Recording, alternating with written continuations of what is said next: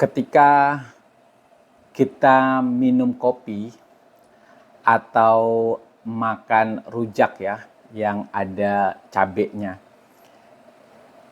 kadang kita mengalami kasus di mana perut kita akan mengalami rasa sakit, sakit ulu hati, perut kita akan terasa kembung, bahkan kadang-kadang sampai dada kita terasa panas, sesak napas, badan kita terasa lemes.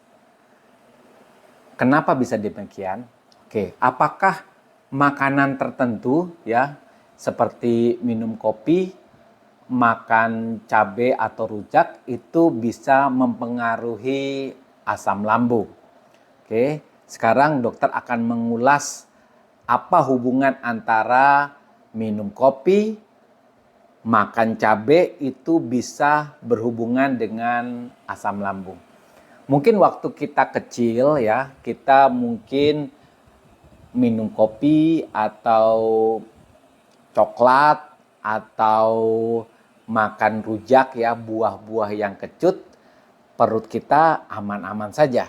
Benar ya, waktu kita kecil SD kita makan buah yang kecut, makan rujak yang pedas gitu, perut kita aman-aman saja. Tapi ketika kita mulai remaja bahkan dewasa, kita mengalami penderitaan berupa asam lambung, bahkan gejala yang lebih umum ya, pusing, lemah badan itu bisa terjadi. Nah, dokter akan mengulas korelasinya di mana. Waktu kita kecil, biasanya pikiran kita itu nggak pernah menghubungkan antara minum kopi dengan asam lambung, atau ketika kita kecil kita juga nggak pernah mengetahui apakah makan cabai itu bisa mengakibatkan asam lambung. Nah, tapi ketika kita besar ya, kita remaja, kita berkomunikasi dengan tetangga kita, rekan kita di sekolah, atau teman-teman di medsos, di mana kita sering mendapatkan informasi bahwa kalau minum kopi, atau makan cabai, atau makan rujak, atau buah-buah yang kecut, itu bisa mengakibatkan asam lambungnya kumat. Bahkan ketika orang sudah punya asam lambung, jangan sekali-sekali makan buah-buah tertentu. Nanti asam lambungnya kumat.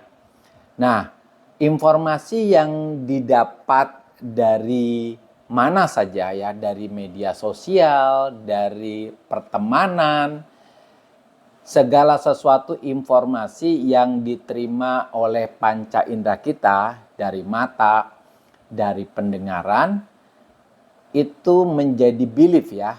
Artinya kalau informasi itu diterima berkali-kali dan bentuknya sama, maka itu akan menjadi belief di pikiran kita.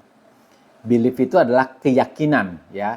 Jadi kalau kita menerima informasi bahwa makan cabai, minum kopi itu bisa memacu asam lambung, ketika kita menerima informasi itu berkali-kali ya, maka itu akan menjadi belief di pikiran kita.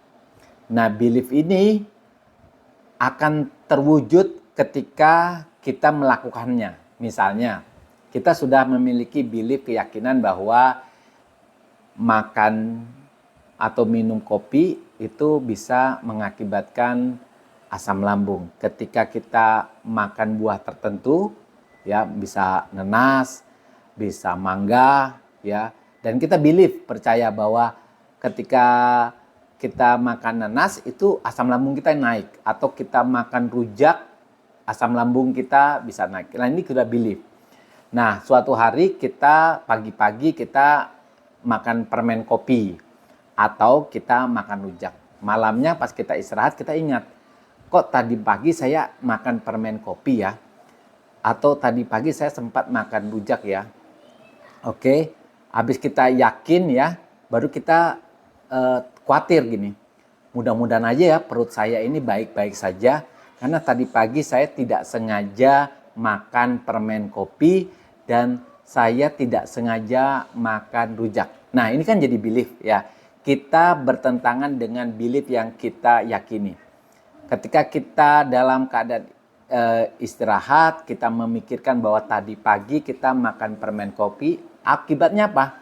Maka belief kita ini akan muncul sebagai gejala fisik, di mana tengah malam atau paginya muncullah gejala-gejala sakit perut, kembung, sakit ulu hati, dada panas, pusing, lemas badan. Nah, sebenarnya yang mengakibatkan asam lambung ini adalah karena kita memiliki belief bahwa makanan tertentu seperti kopi, seperti cabai, rujak, atau buah-buah tertentu itu akan mengakibatkan asam lambung.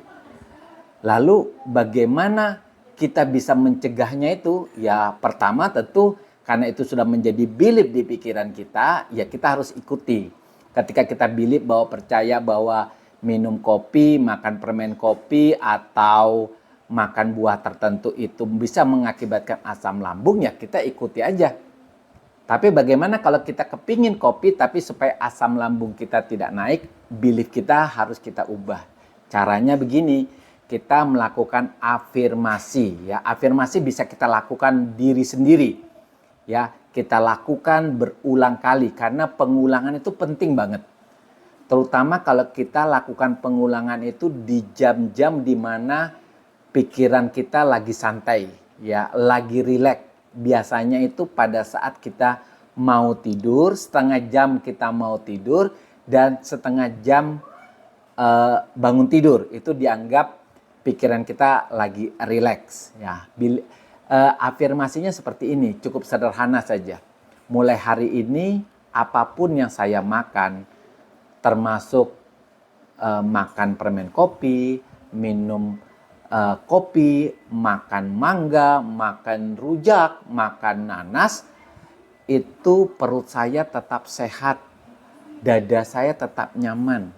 Nah, kalau kita melakukan afirmasi, jangan diubah, ya, harus konsisten. Nah, afirmasi ini dilakukan berulang kali selama 1 hari, ya. Misalnya 5 kali pada saat mau tidur, 5 kali pada saat bangun tidur, dan dilakukan minimal 30 hari. Ya, tapi ada yang melakukan sampai 90 hari. Karena semakin lama kita lakukan, maka itu bisa menjadi belief baru menggantikan belief yang lama. Nah, itulah teman-teman bagaimana kita bisa mengubah belief kita yang tadinya kita takut minum kopi, takut makan rujak karena asam lambung kita akan kumat. Kita sekarang bisa memperbaikinya dengan mengubah belief kita. Oke, terima kasih.